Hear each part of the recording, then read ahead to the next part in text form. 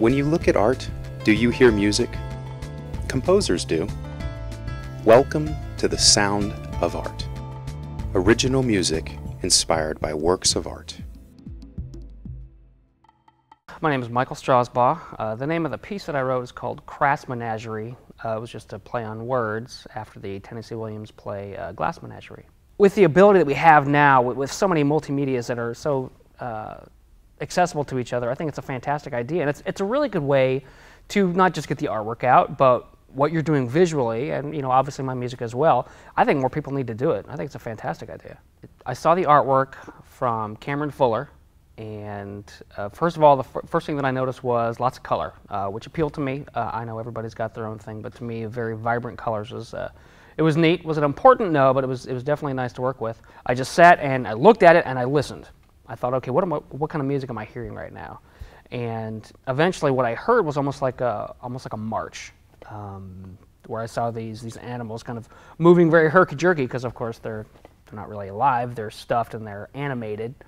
It was like a herky-jerky, kind of an angular march kind of a sound with very odd instrumentation.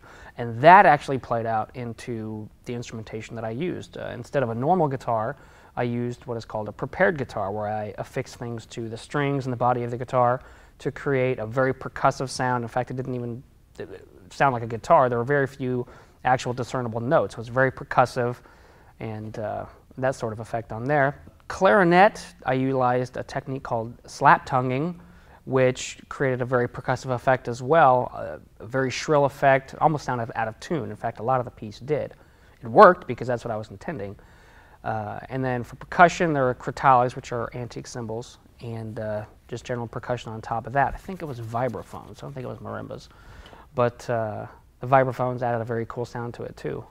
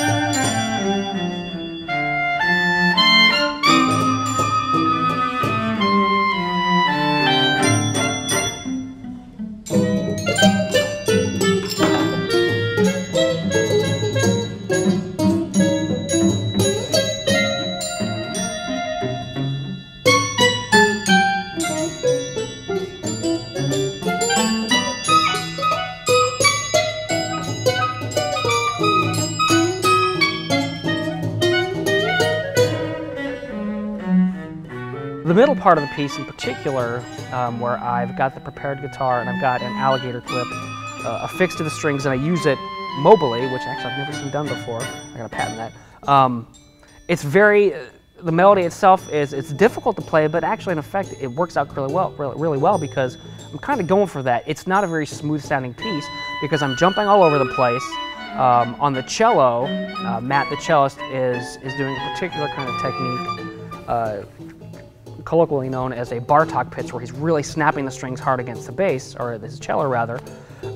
It creates a very popping, jerky sound, what I'm doing with the right hand is also very jerky, and the percussion as well. It creates a very disjunct, but intentionally so, musical setting.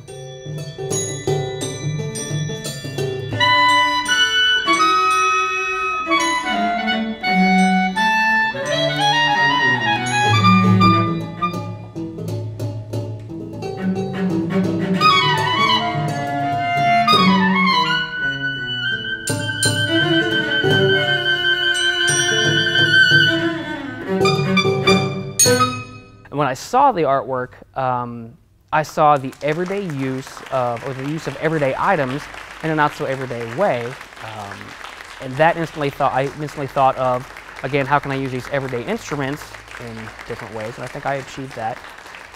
And again, what I thought was, well, really, what struck me was, interestingly enough, the amount of blue, just the color blue. He used so many different hues of blue, very bright. It's really struck me as very forward, or very in your face, if you will. Very vibrant, very effective, very lively, very alive. I think that's, if I had to use a descriptor, I would use that, alive.